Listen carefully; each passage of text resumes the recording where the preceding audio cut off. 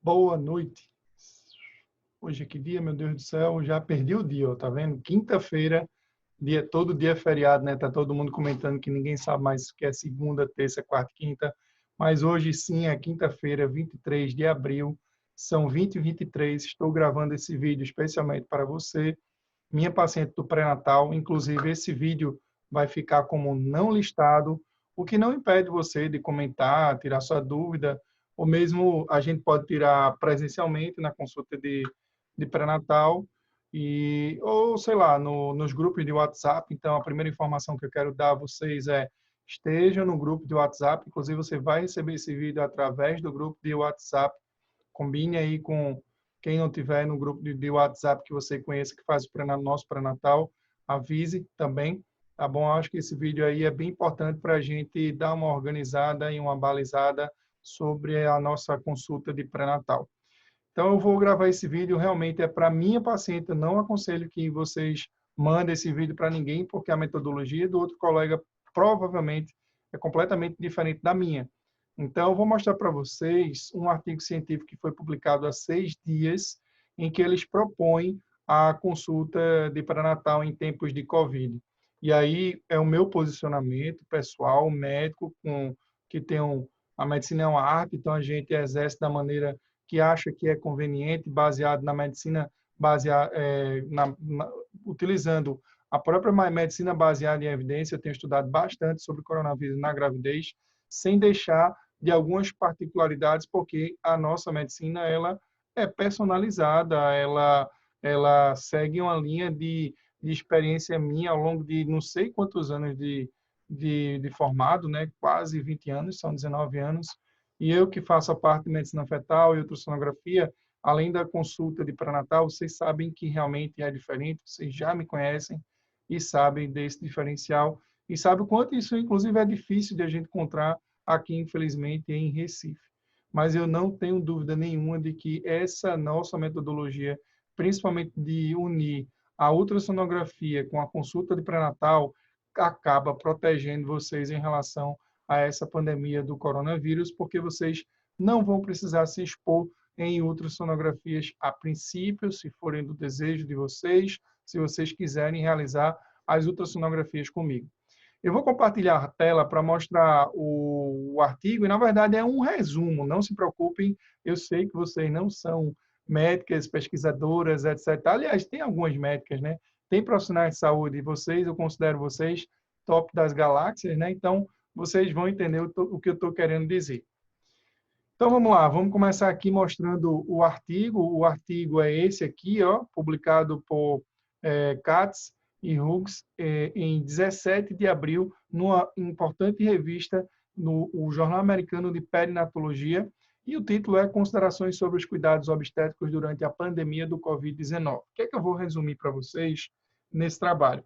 Como é que eles estão propondo a questão da assistência pré-natal em tempos de Covid? E aí vem um posicionamento meu, diferente de muita gente aí, tá bom?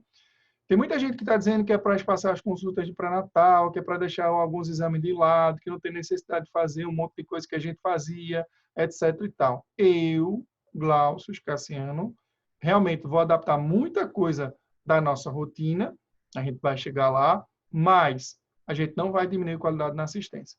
Pode ter certeza de que, inclusive, a gente aumentou a qualidade da assistência. Hoje a gente tem grupos de WhatsApp. De vez em quando eu estou colocando vídeos, como eu estou colocando esse aqui, para divulgar para vocês. E realmente, pessoal, eu estou me desdobrando para que realmente, nesse período de pandemia, a gente fique mais junto e passe por cima disso. Meu objetivo principal é que ninguém tenha a pandemia do Covid, inclusive este que vos fala. Por isso que existem as normas para vocês chegarem aqui no consultório a não ter nenhum sintoma de gripe, nenhum que seja tosse, espirro, dor de garganta, febre, qualquer um, não venha para o consultório, não venha, não traga acompanhante para o consultório nessa circunstância ou que tenha contato com alguém supostamente infectado pelo Covid-19, tá certo? A gente precisa limitar o número de acompanhantes, infelizmente só dá para trazer um, às vezes eu sei que tem criança que quer ver, que tem avô e tem avó que quer ver, mas aí você já sabe que a gente disponibiliza as imagens da ultrassonografia. Alguma dessas imagens vem até vídeo, quando vocês fazem ultrassom comigo com laudo, e além disso, vocês podem gravar o exame sem problema algum e mandar para a família. Eu acho que o tempo a gente precisa de muita serenidade e bom senso, né? Porque imagine, só uma coisa simples, se cada pessoa trouxer 2 ou 3 acompanhantes, além do consultório ficar cheio, a gente sabe que o consultório é pequeno, vai impedir que o outro colega, outro paciente, ela tenha a sua consulta de maneira adequada e pode atrasar e tem uma série de coisas que eu queria contar muito com a ajuda de vocês. Eu sei que é chato, eu sei que eu não queria nunca dizer isso, por mim eu queria que o consultório fosse enorme, que tivesse um bocado de gente esperando, que fosse tudo tranquilo para receber todo mundo, mas a grande realidade é que não é. Então a gente precisa se adaptar e mesmo se adaptando, a gente não vai perder a qualidade da assistência. Que é isso que está se querendo promover, e eu discordo tanto na rede privada como na rede pública. Principalmente na rede pública, porque se a gente não tem um serviço adequado na rede pública, o que é que a gente deveria fazer? Aumentar as consultas de pré-natal, dar mais oportunidades para exame de ultrassonografia, e o governo está muito, na minha cabeça, pelo menos aqui na nossa região, não vejo tanta preocupação com a saúde materna infantil, mas não vamos discutir política aqui, né? Vamos discutir a aula novamente, eu tenho que fazer algumas intervenções, algumas considerações que eu realmente acho interessante. Então, não se preocupem, são 2 ou 3 slides que eu vou mostrar para vocês. Então, ó, aqui é a proposta do pré-natal lá de baixo risco, né, do agendamento de consulta pré-natal lá da Universidade de Duke, na Califórnia, né? Então, veja o que é que eles estão propondo. Vejam as semanas. Primeiro trimestre, aqui a época da transcência, aqui a consulta comum, aqui mais ou menos a época do morfológico, daqui para aqui, na verdade. Aqui, do 28 a 30 semanas, eu nem expliquei direito, né, pessoal? Até porque pode ter gente que não saiba inglês, então desculpem. Ó, aqui a tabela 1 é agendamento de consulta de pré-natal de baixo risco. Então, aqui a gente vai ter a idade gestacional, a proposta da visita, os exames que são realizados nesse período, a explicação por quê, né, ou como é que vai ser as consultas, e aí eu vou dizer, todos esses números correspondem à idade gestacional. Se a gente contar as propostas, vejam, de 8 a 12 semanas, eles propõem, na minha cabeça, eu acho que cada um desse é num período. Então, primeiro, viabilidade de ultrassom. Segundo, uma visita com enfermeira. Depois, uma visita com obstetra. Aqui, o pré-natal é feito por obstetra. Então, a gente já vai ter uma diferença nisso aqui. E a gente já faz ultrassom na consulta. Então, nesse primeiro trimestre, que seriam 3 visitas a princípio, a gente só faz uma. Aqui, de 12 semanas, eles recomendam o screening para aneuplodia e eles tiram a transcendência nucal. Eu não concordo com isso. Eu não concordo. Eles preferem que seja feito o aconselhamento genético sem o exame, tá bom? Realmente, se a gente tiver que tirar alguns exames, a gente vai tirar alguns exames obstétricos, etc. Mas aí, ao meu ver, a gente vai diminuir a qualidade da assistência pré-natal e eu não concordo com isso, simples assim. De 18 a 20 semanas, recomenda voltar para a obstetra. E aqui você tem um outro exame, que é a ultrassonografia morfológica, para fazer, que eles preconizam até de 18 a 20. Depois de 20 a 24 semanas, eles recomendam a visita de telesaúde, que aí ele, né, não vai ter o contato com o profissional, de maneira que aí só volta 6 semanas antes da visita anterior. Então, aqui vai dar certinho de 18 a 24, 6 semanas, e aqui vai dar realmente mais 6 semanas, tá bom? De 28 a 30, recomendam retornar ao pré-natal, fazer os exames do terceiro trimestre, fazer a vacina DTPA. De 32 a 34, mais uma visita de telesaúde e agendar com 4 semanas da consulta anterior. Então, está aqui 28 para 32, 4 semanas, 30 para 34, 4 semanas. Aí você volta para o pré-natal com 36 semanas, faz o rastreamento do Streptococcus beta-hemolítico do grupo B e depois de 37 semanas você faz a consulta, como é recomendado, a cada 7 ou 10 dias e no pós-parto faz a teleconsulta. Então, esse trabalho foi interessante porque não só nessa tabela, ele mostrou também várias atitudes que a gente deve tomar durante o pré-natal, nesse período de pandemia do coronavírus. E, para minha surpresa, a gente já cumpria quase tudo isso aí de maneira já conforme já estavam saindo as publicações sobre isso. Então, o nosso pré-natal não deixa a desejar ao próprio protocolo que está sendo estabelecido pela Universidade aí de Duke, mas vamos só contar o número de entradas que você vai dar diretamente em algum consultório ou de ultrassonografia ou de obstetrícia. Então, primeira coisa, aqui eles só estão recomendando uma ultrassom e aqui outra ultrassom. 2.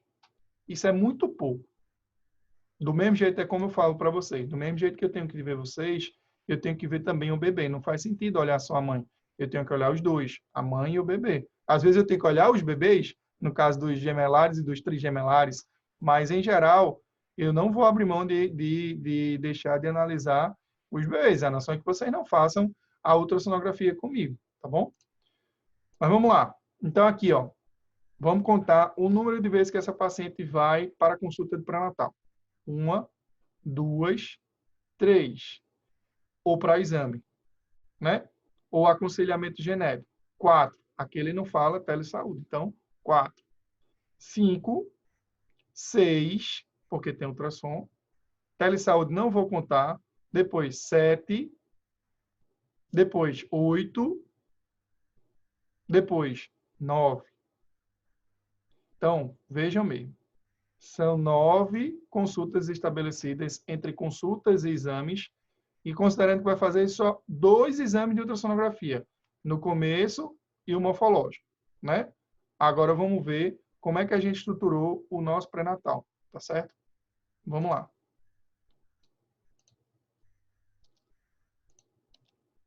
Esse é o nosso pré-natal. Então, aqui eu separei aqui as idades gestacionais, motivo da consulta, as ultrassonografias que a gente realiza e os exames. Vamos começar logo pelos exames. Primeira coisa, urgência urgentíssima. Façam a vacina do HN1. Ah, mas não tem. Resolvam. Ah, mas eu não vi no posto. Procurem, resolvam. Isso aí é prioridade, tá bom? Ou então esperem e assumam o risco, porque eu vejo que tem gente que realmente consegue. Eu entendo a dificuldade de vocês, pessoal, mas é uma prioridade no período de pandemia. As minhas gestantes eu quero que estejam na frente de todo mundo. E não é uma competição para ver quem é a melhor gestante, não. Eu quero que vocês sejam o máximo de melhores em relação a vocês. É que nem assim, deixa eu só explicar isso aqui. Ninguém está competindo contra ninguém. A gente compete contra nós mesmos. Quando a gente procrastina, quando a gente não faz o que precisa ser feito. Então, eu realmente estou me dedicando para me dar o melhor e eu quero que vocês também se dediquem, façam o melhor de vocês, para que depois, no final das contas, você olhe para trás e digam, poxa, valeu a pena todo esse caminho, tá bom? Vamos voltar. Então, vacinação da HN1. Como todo mundo sabe, eu faço um primeiro exame de sangue no primeiro trimestre, depois com 24 semanas, depois em torno de 33 semanas. Essas coletas, elas podem ser domiciliares. Então, não precisa ir para o laboratório, teoricamente. Então, vamos discutir, mais uma vez, aquela história das consultas lá na Universidade de Duke, que são 9, com 2 exames de ultrassom e as nossas consultas. Primeiro, vamos lá. Se você chegar aqui no primeiro trimestre, então você vai fazer uma consulta e vai fazer ultrassom, né? Depois vai chegar a época da transferência nucal, vai fazer a consulta e a transferência nucal. Depois vai ver, aqui entre 16 e 19 semanas, vai determinar o sexo, o crescimento e o desenvolvimento. Na consulta, a gente vai fazer as vitaminas, né? Aqui não está muito certo, porque não é na ultrassonografia que você vai acrescentar ômega 3, era para estar aqui, mas a gente vai fazer a transferência nucal, definir o Doppler das uterinas para ver risco de parto de pré-eclâmpsia grave e restrição do crescimento fetal, e muda também as vitaminas. Aqui a gente vê o sexo entre 16 e 19 semanas. De 20 a 25, a gente faz o morfológico, o Doppler das uterinas e o colo. Depois a gente faz um exame de rotina aqui, e dá para confirmar também o exame do coração fetal. Eu pedia o ecocardiograma fetal de rotina, não vou mais pedir, porque eu não quero que vocês se exponham nesse período de pandemia a nenhum lugar que pode colocar em risco, a nenhuma unidade de saúde. Aqui, pessoal, eu controlo. Aqui, o meu serviço, eu controlo, tem um bocado de coisa que a gente já pede para que vocês não venham com sintomas. A gente está tendo cuidado reforçado, que já tinha com álcool gel, sempre teve álcool gel aqui no consultório, mas a gente está reforçando ainda mais. Limpeza de tudo. Hoje mesmo, ontem mesmo teve faxina e o cuidado com tudo do extracampo que vocês não imaginam. Então, quando é um ambiente que eu controlo, beleza. Os outros ambientes eu não controlo. E eu fico com receio da permanência de vocês nesses outros ambientes. Por isso que eu tirei o ecocardiograma fetal de rotina, porque se eu vejo o coraçãozinho no bebê, a chance de ter algum problema é bem menor. Eu acho que não vale o risco de ficar indo se expondo a uma unidade de saúde. Então, aqui, ó, morfológico, como eu já falei, confirmação do coração fetal. Depois de 32 a 36 semanas, a consulta é quinzenal. Se for baixo risco, 21 dias. Depois de 37 semanas, a consulta semanal é igual a deles.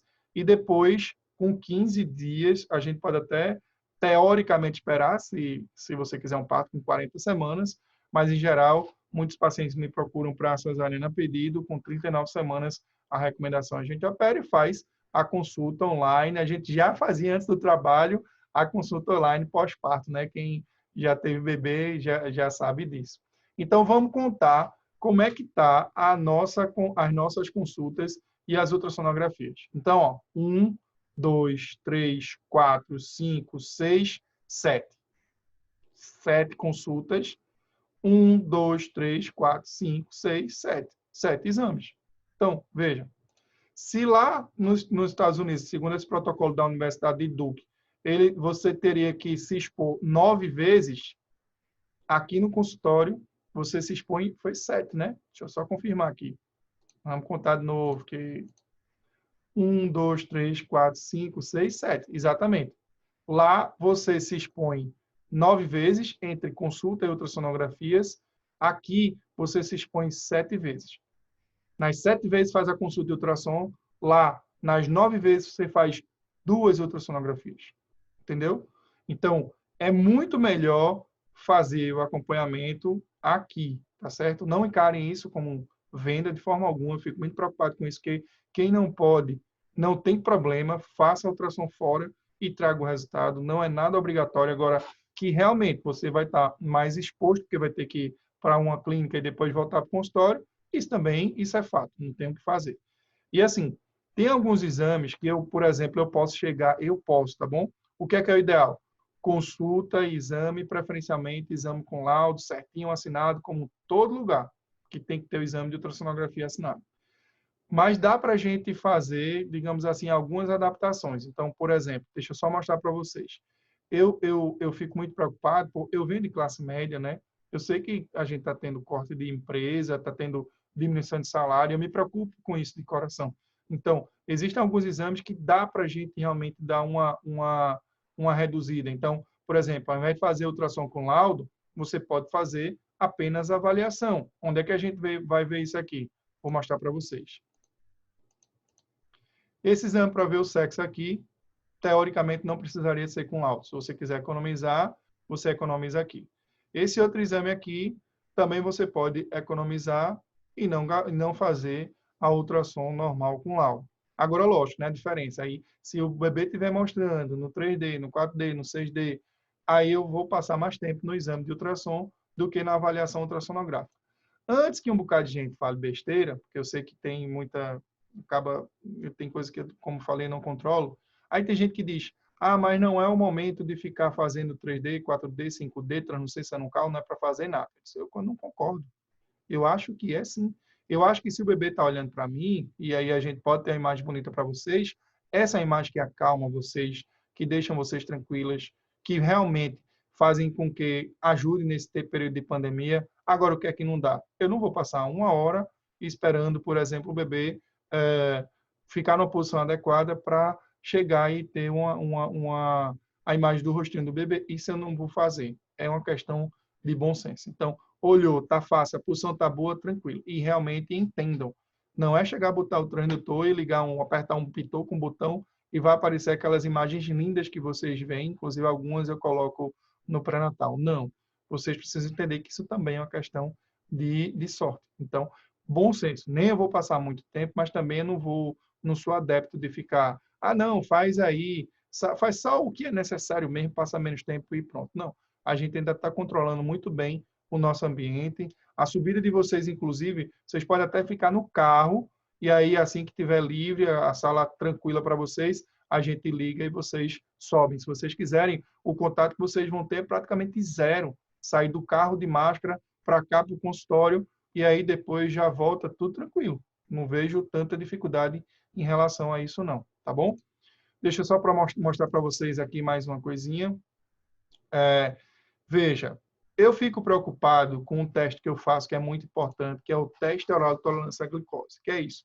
É um teste onde você mede a glicose de jejum, mede com 1 hora depois de tomar um açúcar delicioso, brincadeira, e mede com 2 horas. Ou seja, você tem que ir para o laboratório 2 horas, ficar lá, e eu acho que esse exame não faz de rotina lá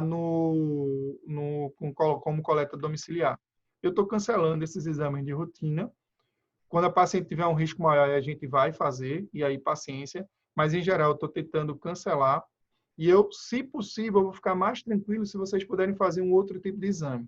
Tem muita gente que conhece um amigo, que tem parente, que tem aquele exame do glicosímetro, que mede a glicose e coloca lá para a gente poder avaliar. Esse é um exame, inclusive, mais completo do que o TOTG, que a gente pode fazer, em geral, de jejum, 1 hora após o café, 1 hora após o almoço e 1 hora após o jantar. Se der menos de 120, esse valor, tranquilo, passou nos 3 testes. Se der mais de 120, tem que fazer com 2 horas. Isso aí, não só eu posso indiretamente fazer um rastreio adaptado nesse período de pandemia, isso é feito em casa, tá certo? Aí vocês podem me mandar o valor dos exames, né, dos resultados, como também vocês podem até me responder a seguinte questionamento. Se você tiver diabetes gestacional, é esse tipo de exame que a gente avalia para saber se por acaso tem indicação ou não de tratamento medicamentoso ou só a dieta. Então, eu estou adaptando essa questão desse exame aí, tá bom? Vamos voltar lá para a gente terminar. E aqui eles classificam, né? E isso aqui, pessoal, é para baixo risco. Alto risco, então, ó, aqui mesmo eu coloquei, ó, repetir com 15 a 21 dias. Pô, eles tem 9 encontros, como é que a gente tem 7? A gente tem uma gordura aqui para fazer uma consulta nesse intervalo, se precisar, e aqui a gente vai ter também, que é um período, eu pego muito paciente de alto risco, que quer escutar de novo o coração do bebê, e eu acho justo, principalmente nesse período do ultrassom do primeiro trimestre. Então, isso aí também é algo opcional. Mas aqui ele estratifica as situações de risco, né? De acordo com o agendamento. Então, eles consideram baixo risco, hipotiroidismo, quem fuma, quem usa maconha, sem complicações médicas, quem tem cesárea anterior, quem tem idade materna menor do que 40, gravidez por fertilização in vitro, obesidade grau 1 e 2, ansiedade leve e depressão leve. Baixo risco, mas com necessidade de ultrassom. Todas as gemelares. Não só de coriônica e de amniótica, mas a monocoriônica, diamniótica e a monocoriônica, monoamniótica. Inserção marginal de cordão, que é quando o cordão se insere lateralmente na placenta, mas isso é muito difícil de dar o diagnóstico. Inserção velamentosa de cordão. Placenta prévia, que é quando a placenta está lá embaixo. E a inserção velamentosa é quando ela se insere como se fosse um véu. E a obesidade grau 3. Quando você necessita de teleconsultas adicionais, quando você tem ansiedade, depressão severa, estresse distúrbio do estresse pós-traumático, hipertensão crônica e diabetes. Aqui eu ainda acrescento o que a gente já está fazendo. A gente tem um grupo extra chamado sintomas respiratórios. Toda paciente que tem algum sintoma respiratório, a gente coloca naquele grupo e monitora periodicamente para saber como é que estão os sintomas e o que é que a gente pode ajudar, inclusive orientando a procurar na unidade de urgência a realização de alguns determinados testes laboratoriais. Então, até isso à distância a gente consegue resolver. Tem muita coisa que a gente vai ter uma maior boa vontade para tentar ajudar. Eu só quero que vocês compreendam que eu sou um ser humano normal, como todos vocês, e que muitas vezes isso é fruto de muita dedicação e nem sempre eu tenho um tempo necessário. Inclusive, eu agradeço o carinho que vocês têm em relação à questão do WhatsApp, porque já teve situações, sem estar em pandemia, que eu tinha um acionamento direto para o WhatsApp por coisas que a gente sabe que tem lá no site drglaucio.com.br/pré-natal, que dá para esperar para consulta, ou que a gente pode até resolver em algumas reuniões, como vocês têm sugerido no grupo do WhatsApp, e assim que eu tiver um tempinho, eu devo responder essas perguntas ou na forma da própria reunião, ou gravando pequenos vídeos no YouTube, tá bom? Bom, pessoal, não quero me alongar muito, já são 8h48 da noite, e espero que vocês tenham entendido como é que vai funcionar aqui a dinâmica do pré-natal. Qualquer dúvida, assista de novo o vídeo. Se quiser saber detalhes sobre esse artigo científico, está lá no meu canal do YouTube. Pode ser que não esteja listado ainda também, mas esse outro vídeo da aula completa eu vou deixar público. E qualquer dúvida a mais, entre em contato com a secretária Elisângela, que de terça e quinta ela está trabalhando remotamente, mas segunda, quarta e sexta ela está aqui no batente, enfrentando o coronavírus, enfrentando todos os problemas, porque no final eu ainda acredito que vai dar tudo certo e a gente vai passar por cima de tudo isso, tá bom? Espero que tenham gostado, participem, né? Vamos nos unir ainda mais, ficar junto, mesmo que não podemos ficar junto fisicamente, mas vamos ficar junto presencialmente aqui nas consultas, também online nas redes sociais, nos nossos grupos de WhatsApp e nas nossas reuniões via Zoom, tá bom? Quem não tem o Zoom, baixe o Zoom. E é isso, pessoal. Um abraço a todos e a todas. Fiquem com Deus e até o próximo vídeo.